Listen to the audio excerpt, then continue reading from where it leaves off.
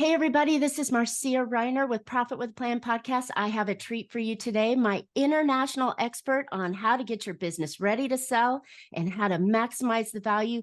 Join us today as I have guest Darryl Bates-Brownsword on today.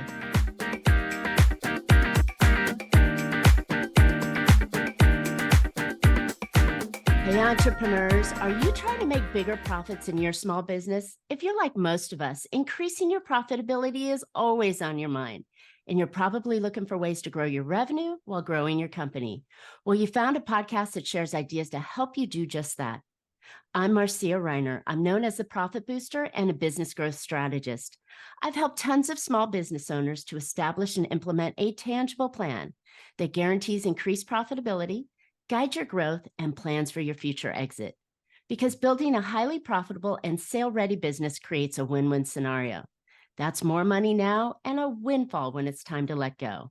And I want to share strategies with you today on Profit with a Plan podcast.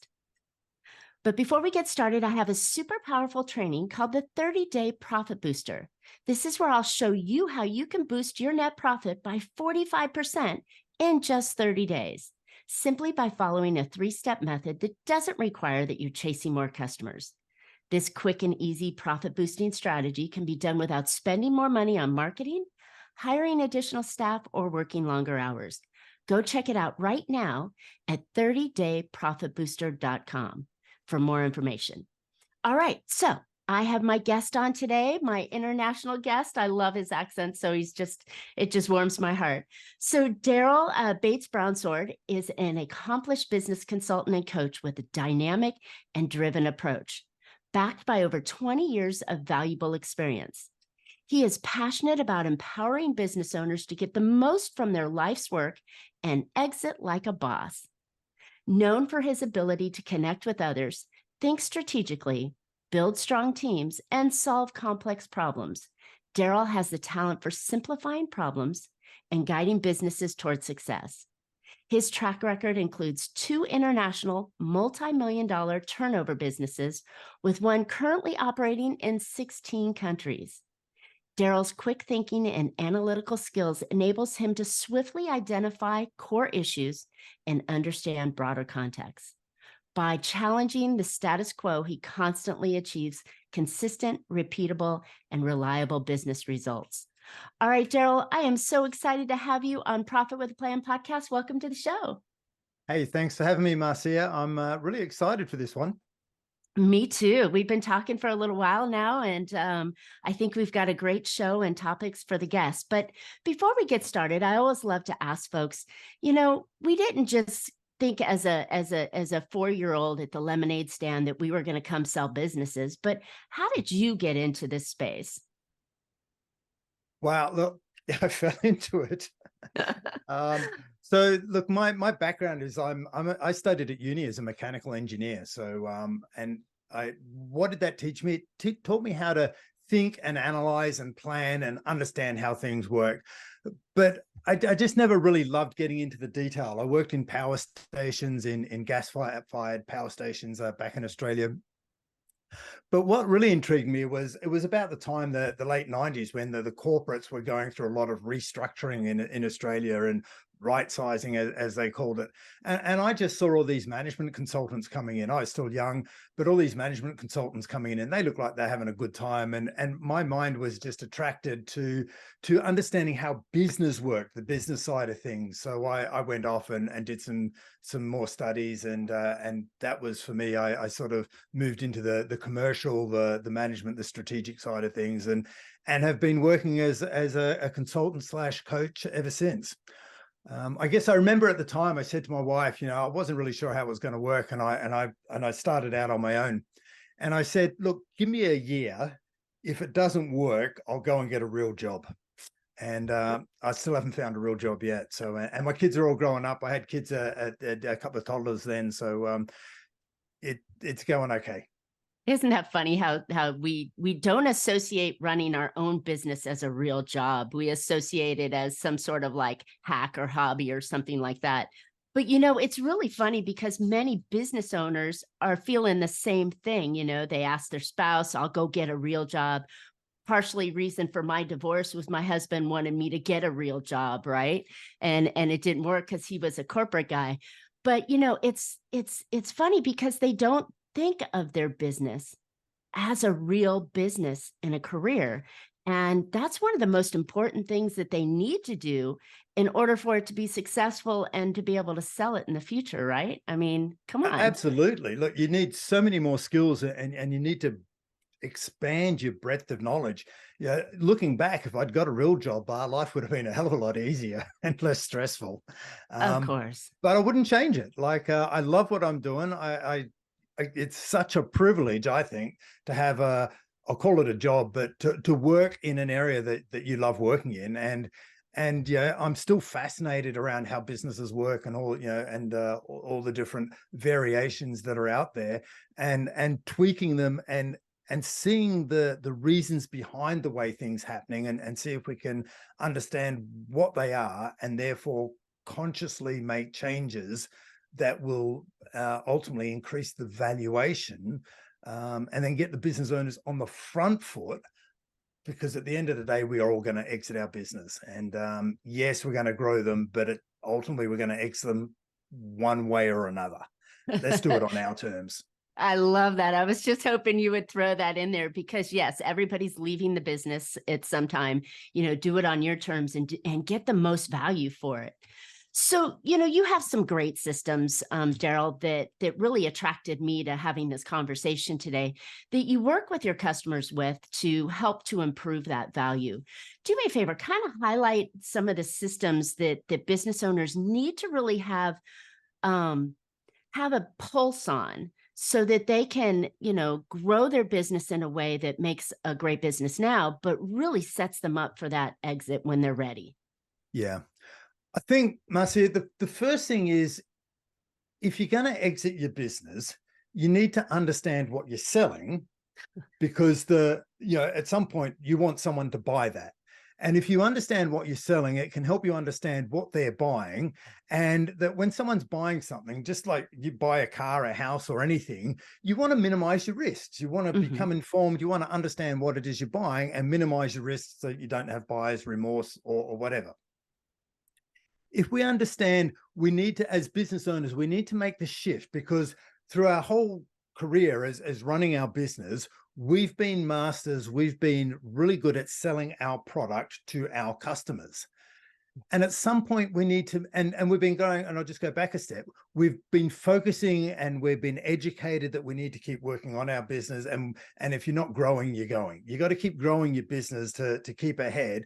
Otherwise, you're just going backwards, and you're not going to be viable any longer. And our customers want us to be viable. They want us to run successful, profitable businesses. At some point, we need to make that mindset shift from just ongoing profit and revenue growth, and start to look at our business, and if we understand the valuation of our business and make that mindset shift to valuation growth, then we're starting to think like, getting our business exit ready, and we're on the front foot. And the big advantage of being on the front foot and being exit ready is that a lot of business owners think and hope that someday someone will come out of the blue and make them a big offer for their business. And sure, 9 times out of 10, it just doesn't work, because they'll come and make an offer. I'll give you 2, 5, 10, 20 mil, whatever it is for your business. We get all excited as business owners, and then they start the process of doing the research, and they have a look at our business, and they see that I'm behind the scenes pulling all the strings, making everything work, and it's all dependent on me. They go, well, if Darryl gets hit by a bus, that business is just too big a risk. I'm out of here. I'm moving on to the next opportunity. So that's why we want to get it exit ready, or in a position or attractive to be sold at any time, regardless of whether we're thinking about selling it now or not. And I know your original question was around growth and systems. So I sort of just felt I needed to give that framework to answer the growth question. That's perfect though, because I've been talking about that. This is episode 220 some odd, almost 230. And for years, I've been talking about that same thing. So I sometimes forget myself to frame it in a way that says, you got to do these things now, because it's important for when later, right? And I think the way that you just listed it is, if Darryl gets hit by a bus, right? Then the business is going to fall apart because it's all about him. So I love the way you frame that. So yeah, go on back and hit me with some systems that help to ensure that those value stay up there. So when it comes to preparing a business to be exit ready, look, this is a framework, and it's designed by a guy by the name of Craig West. Now, Craig is based in Sydney in Australia. He started the Succession Plus business. We worked together 20 odd years ago, right in the early days of my consulting. And then back in 2019, I brought his system to the UK. And we're now pretty much a global business with operations in the UK, Australia, and the US. And the system that Craig developed after is 10 or 12 years working on it, refining it, testing it, helping business owners exit their business, and just seeing what works and what doesn't. So it's an empirical system based on experience and hard knocks, if you like. And what the system is, it's made up of 21 steps over 5 stages. So we'll just talk about the stages because we haven't got time to go into all the details. Thanks. Okay, good. But the first stage is, let's identify the value that's in your business. And you'll notice that it's all about value. So let's identify the value. Let's understand that how an outside person will value your business. Because one of the keys is, our business is not exitable or exit ready until the business value is worth more to someone else than it is to you. And what I mean by that is, if you talk to any of your business owner clients, you go, what do you think your business is worth? And they'll have a number in mind. And it's not based usually on any sort of valuation. It's based on their blood, sweat, and tears that they've put in growing it. I've been doing this for 20 years. It owes me this much. Right. And we know that's not a real valuation, but it's real to the owners of the business. So we need to understand the valuation and go, what's the business worth to someone else? And what's the business worth to the owners? And we need to see if the potential valuation of the business is greater than the valuation to the owners of the business. If it's greater than that, then we've got the possibility of creating a deal and it being exitable one day. If it's less than the valuation to the owners, then we've got to figure out how to close that gap, because otherwise it'll never sell. Exactly. Or the seller won't be happy with the results that he's selling it for, right? I mean, if he gets 1 year of revenue, then he's like, I just spent 20 years here and I'm only getting 1 year of revenue for it. Wait a minute, right? So it's setting the mindset as for the seller as well, right? The seller and the buyer, and we need to get the expectations right. So we need to, because a lot of us think our own assets are worth more than they really are. Of course. So we need to be aware. So this is why we do the first stage. We go, let's see what a buyer would value your business at the moment, and let's just start to set our expectations. Good. So that's all about identify value. Stage 2 of our 21 steps. So the next few steps is stage 2. It's all about protecting value. That's like we've created our business. Now we're not selling it yet, but let's just protect it for those unplanned exits, for those when the bus does hit me. Hopefully it won't, touch wood. But if the bus does come along, what's going to happen to all of the stakeholders? Now the stakeholders is family and shareholders and interested parties and employees. What's going to happen to those people in an unplanned exit? Do all of the assets, do the things keep operating in the way that you intended and you would hope them to do? So we're talking shareholder agreements and insurances and key man and buy, sell and things like that. Right. So that way and I think protecting is like building a solid foundation. If I'm building a building, I want a solid foundation. If I've got a really good foundation, I can build a big building, an impressive building on top of it. If I haven't got a good foundation, once I start building, it's going to collapse. So let me ask you a quick question on this point here before we go on. A lot of business owners are thinking, unless they have to, like car insurance. Here in the US, you're required to have car insurance. But oftentimes, if it's not required, they're not looking at protecting the stuff that they have because they're thinking, oh, I need this money better spent over here, or my time is better spent over here, rather than focusing on protecting. How do you shift that mindset so the seller or the business owner can really appreciate the fact that they're going to protect it and what that does? Yeah, it's a really good question because it's a reality question, isn't it, Marcia? Exactly. the amount of businesses you go to and you go, there's a couple of owners in there, you go, look, show me your shareholders agreement. And they go, well, yeah, we've talked about it and we've got an agreement in principle. And I go, or it's 20 years old and never been retouched. and exactly. And they'll go, we sort of, know how, and I go, but if something happens to someone and it's not signed and it's not up to date, like what you've got just doesn't hold water. Yeah, but we're fit and we're okay. And I love my partner right now. We're going to Yeah. live forever together and we're still in our honeymoon, right? Exactly. So shareholders agreement is it's a bit like a prenup agreement, isn't it? So, and sometimes you just need to sort of hold it up like a mirror and go, look here, here's the reality, and just start telling stories of what we've seen and what's happened. Because if I cark it, my will says that all of my assets go to my wife, assuming she's not driving the bus, which sometimes I'm concerned about. Good thing she's not here. So, but all of my will and all of my estate goes to her naturally. Now, if I'm in business with a business partner, my business partner is now in business with my wife, and bless her, you don't want to be in business with my wife. She works in education. She's a teacher, and she's an amazing, dedicated, well sought after teacher. But she's not commercial. She doesn't know how to run a business. So that's not healthy for the business. She'd rather the cash, because that would look after her. If I'm no longer around and able to provide, but she'd rather the cash, and the business would rather my partner to have the full ownership of the business. Now, without the proper protection in place, that's not going to happen, and that's just going to destroy everything. And as if it's not bad enough that one of the owners of the business is incapacitated as it is. So we want to protect all of the stakeholders, and I deliberately use the stakeholders rather than just the shareholders, because it's everyone who's got a vested interest in the business that will be affected in the future. So that's what protecting value is all about. And good points. And thanks for going a little deeper on that, because I think that, they don't really realize it, right?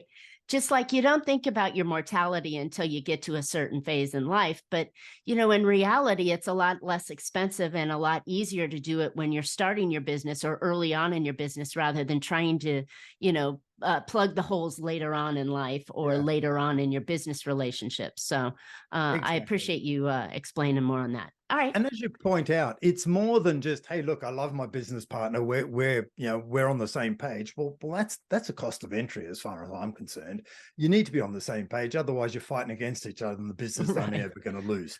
Right. This is about protecting everyone should the undesirable happen. And you might be on the same page, but this just facilitates it all happening quickly and easily and pain-free.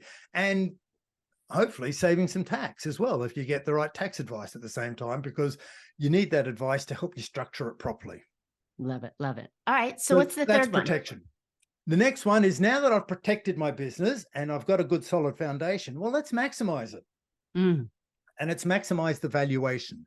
So here's where we get the mindset shift from just increasing the revenue, increasing the profit, to going, let's focus on the valuation. How do I increase the valuation? Because the valuation is influenced by more than just the profit. Profit's only half the formula. And most people might be aware that the business valuation is a combination of a profit, and then there's normally a multiplier applied to that profit number. The multiple is just a reflection of risk. So it's profit times a risk factor. And what we want to do is de-risk the business as much as possible. And then the multiplier goes up, which means, they'll pay out, if there's less risk, they'll pay a higher multiple. And when we're talking about risk, we're talking about risk to the owners, so the sellers of the business, and also risk to the buyers. They don't want to take a risk.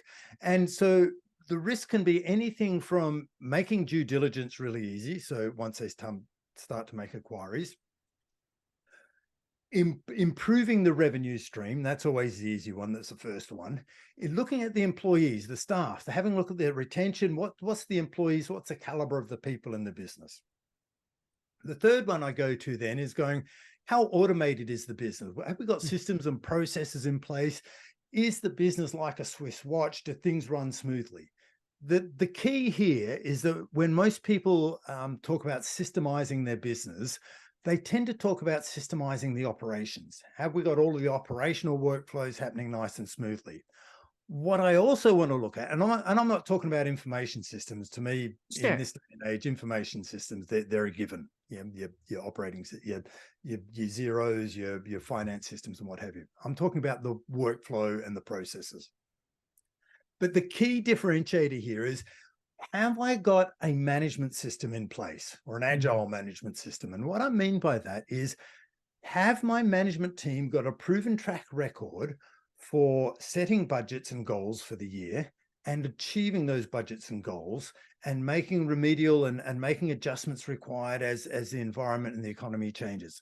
And so it's not about just operational efficiency, it's about the management process and systems, and keeping on track with KPIs and targets and monitoring my management system. For those who are going, what's he talking about? You've probably heard of the book EOS and Traction. That's a great example of a management system.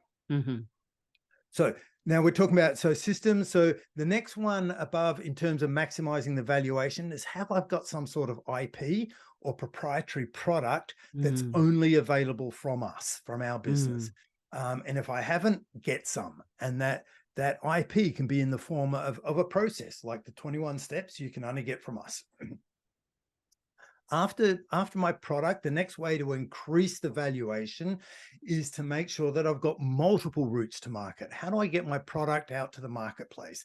How do people find out about me? Now, we've got website, we've got social, we've got newsletter lists, we've got referral partners, we've got cold emails, perhaps. We've got all sorts of different channels or routes to market.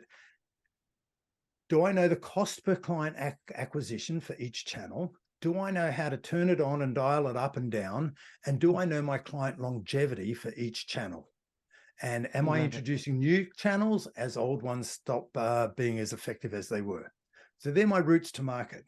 Now, once I've got that in play, the next way I'm going to look at it increasing the valuation of my business is start to work on my brand and my position in the marketplace. What's different? What's special about me? And ideally, this will link back to my product. Now, a lot of business owners, if they're small business owners, they'll do their first bit of work with a marketing agency, and they'll pay to get a logo designed, and they'll get some style for their business, which is fantastic. It's a great first step. Right. But a brand is so much more than that. What I mean by a brand is, are people the marketplace aware of your brand and your business name? Or are they just still coming to you and, oh yeah, you run Acme Marketing or whoever it is? Are they coming to the brand, and does the brand have a reputation? Now, once I've got that reputation, my business is known for something specific in the marketplace, and I've ticked that off, the seventh lever, or the risk factor that I need to address, is how scalable is my business? Have I built my prototype? Is my business model, can I plug and play and replicate this business model in other locations to scale it up? And those 7 things are the 7 risk factors that I use to leverage up the business value. And that's just in stage 3. Now, holy cow, 7 areas in just maximizing the value. I mean, we could have had a whole podcast just on one of those areas within the 7. But I love the way that everything you're doing along the way is talking about the valuation that you're going to get, how to maximize the value. You talked about how to identify the value so both people are on the same page. You talked about protecting the value just in case, Darryl gets hit by a bus that's being driven by his wife. Okay.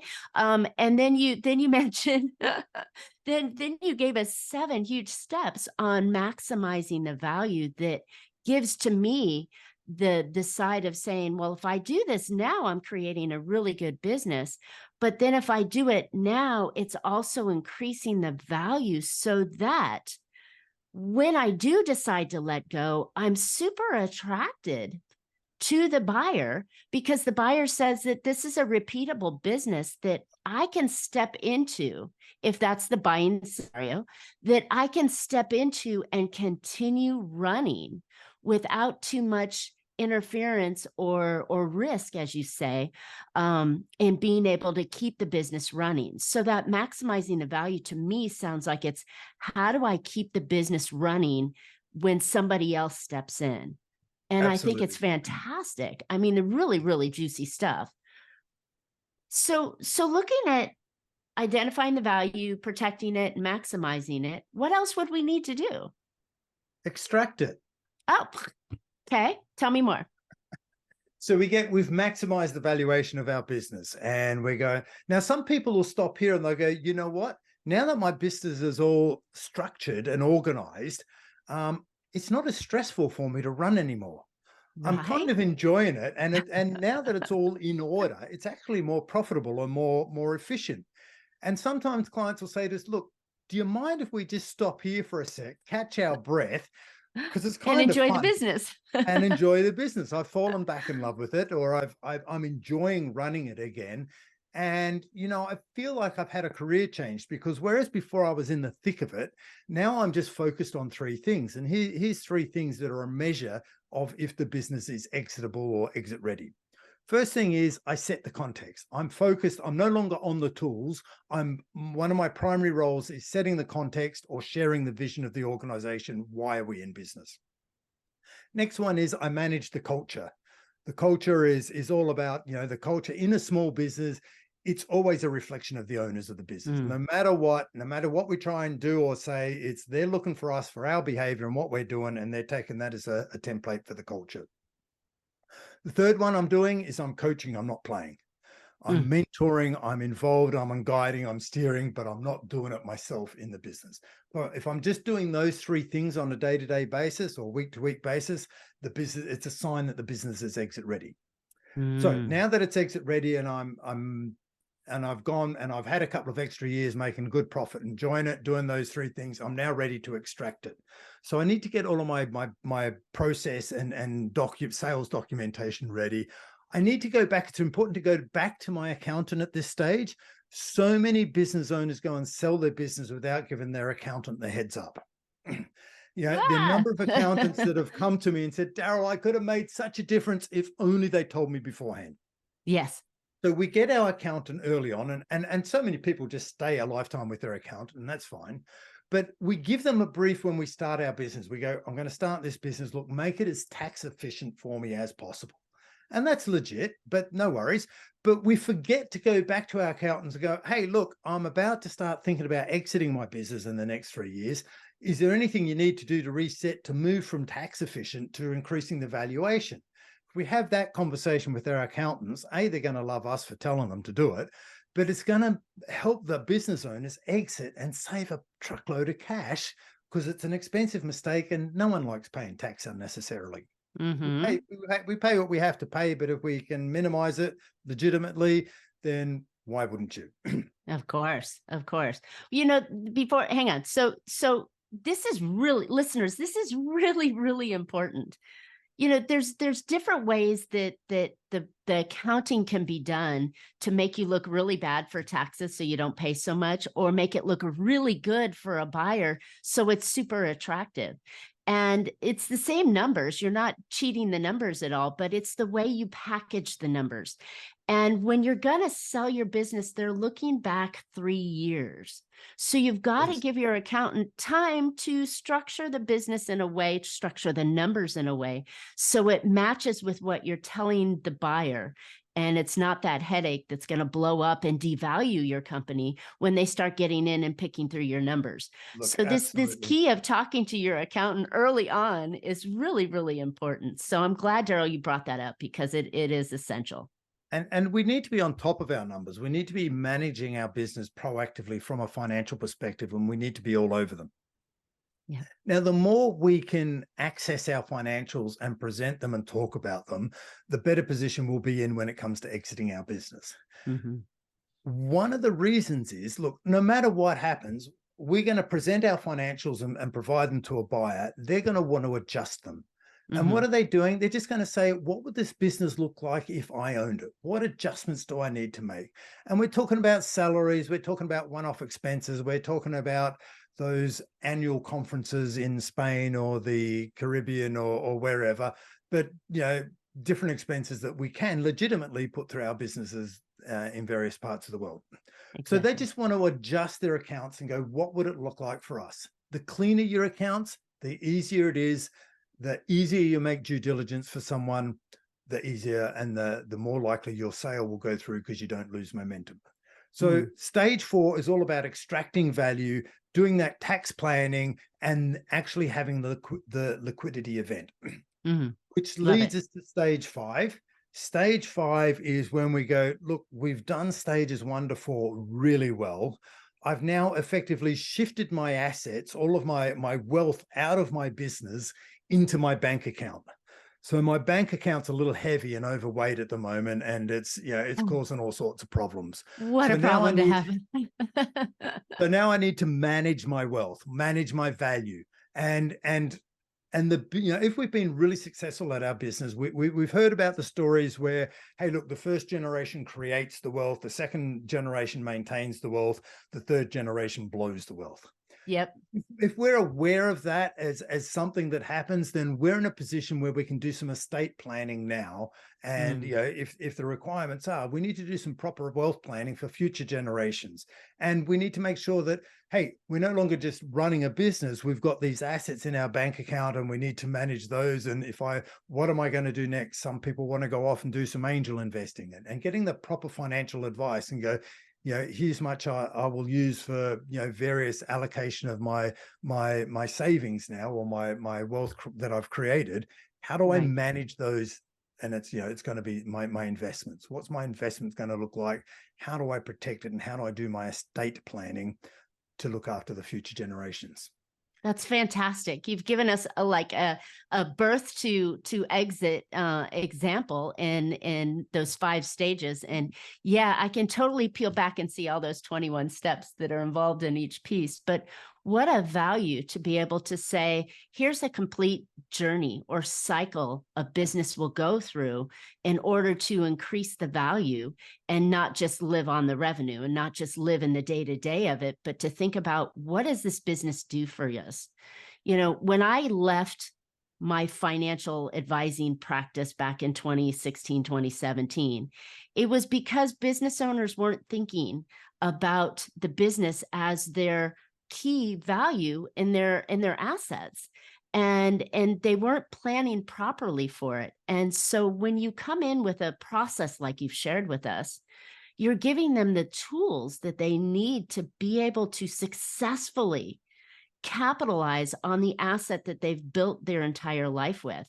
And just as well as I do, many business owners aren't investing in their retirement plan, their traditional retirement plan. So this business is essential for them to live off of the asset when it's time to let go. And I think it's beautiful the way that, you've got the complete package to create that asset in a way that they can capitalize on it and live off of it. So it's awesome. It's a critical point that you make. Like no business owner, I'm sure, sets out to not do, let's call it, pension planning or superannuation, depending on where you are. But when they're growing a business, the business just consumes every spare cent or a penny that they've got. Exactly. And they need reinvestment. Yes. So, and then they start going, well, my business is my pension. They go, okay, so if your business is your pension, how much do you need in your pension for you to be able to, fund life after work? And they're not really sure. So that's why we also encourage them to get proper financial planning and wealth management, go to see a wealth manager. One of the flaws, though, that I've seen is that business owners go to a financial planner and they say, right, so I'm going to sell my business in 5 years' time and I'm going to get 5 mil for it. And the financial planner goes, great. And they write down 5 million, in 5 years' time, 5 mil's going into the kitty, and we'll invest that in your age 65 or whatever it is. And we go, whoa, whoa, whoa, whoa, whoa. How do you know the business is going to be worth 5 mil in 5 years' time? Thank you. What are you going to do? Exactly. Like Mr. Mrs. Financial Planner, that's a flawed premise. Let's get a proper valuation of the business. Let's check and see what the value potential is. And that's what we do as our stage 1. We go, what's the valuation today? And what's the valuation potential of the business? Given all the resources, all the assets you've got in your business, and you improved that business and made it world-class and attractive to a strategic buyer, what could the business be worth? Now we And know what that are you that's going to the do base to model. stay? What are you going to do to ensure that that value is going to be there? See, Exactly. that's what always boggled my mind when I would plan for my clients, is that they would not, like, they wouldn't have a strategy to say that, yeah, this is what I'm doing to make sure that that 5 million will be there when it's time to let go. Yeah. And it would be kind of a hope plan, right? Because they had this $5 million, which was oftentimes a little bit of a BS story, and then they come in and then this was their plan between now and 5 years from now. And I'm like, well, wait a minute. Have you thought about these things? And that's where your strategy and your step-by-step methodology seems to have answered those questions. And the smart business owner is coming through and looking at this early on in life to say, early on in their business life, to say that I want to make sure that I'm doing all the right stuff, not just chasing customers and putting out fires, but structuring and building and ensuring and protecting and maximizing the value so that it's going to be there when it's time. And I think that's the big gap that business owners that I talk to before they decide to engage with me or with you. I'm sure you've had the same story. They're just not thinking like that. They're thinking about today. Oh, I need to land that customer. Oh, I need to solve the problem with my employees. Oh, I need to figure out shipping or marketing or client acquisition or whatever it is. And they're not thinking about tomorrow. It's the story of life, isn't it? How do we get them, acting on the important, not just the urgent? Stephen Covey is, and I think it's the Eisenhower matrix that, but yeah, look, we need to address the important and today, otherwise we're just going to be forever just, addressing urgent issues. Yeah, well said. Well said. Wow, Darryl, this has been fantastic. I can totally see the cycle of business in a way to maximize the value. I'm almost positive the audience is seeing it too and going, oh, I didn't think about that. So where can listeners find out more about you and your 21-step process? So the easiest way is our website, which is succession.plus, PLUS. And I think we've even we'll share a link with you, Marcia, where listeners, if they want, they can download an ebook. If that's okay with you, cut this out. Absolutely. If it's not going to work, but they can download an ebook, which will basically take you through and show you what the 21 steps are and how to address them. And it'll just give you that headline. It's about 80 odd pages on an ebook. So it's quite thorough. But chances are you're going to want some help from an advisor, and we've got people all around the world that can help you with that, including yourself. Thank you. Thank you. This is awesome. I appreciate that. And listeners, I know that this is really, really an important way to shift the things that you're thinking about, because if you wait until you're done, right, and you're stressed out and you're thinking, I'm done, I'm going to sell this business, or, you got a fantastic opportunity that knocked on your door and said, hey, I'd love to pay you X for your business, you're probably not in a position to sell it. So I would encourage you to think about doing this now, early on in your business, whether you're going to sell in 5 years, 3 years, 20 years, to think about using these strategies to make sure that when it is time to sell it, you're in a better position. Yeah. And so thanks for listening today. I hope you found a couple ideas to put into your business that will help you be more profitable. I know I have, and Darryl's strategies are just fantastic. And as I mentioned before, how would you like to boost your net profitability in just 30 days? Don't think it's possible? Check out my new training called the 30-Day Profit Booster. Remember, this quick and easy profit boosting strategy can be done without spending more money on marketing, hiring additional staff, or working longer hours. Go get more information at 30dayprofitbooster.com. And Darryl and I would love to hear your feedback. Tell us what strategy you're going to implement out of these ideas that we talked about today right now. What's the thing that you're going to put in that you took out of this podcast that you're now going to focus on? Hit us up in the comments, and Darryl and I will respond back. While you're at it, subscribe. You don't want to miss future shows. As you can catch Profit with a Plan on any of your favorite podcast players. We're looking forward to more great profitable information on next week's show. So until then, make your plans and profit with them. Thank you so very much, Darryl. Thanks for having me, Marcia.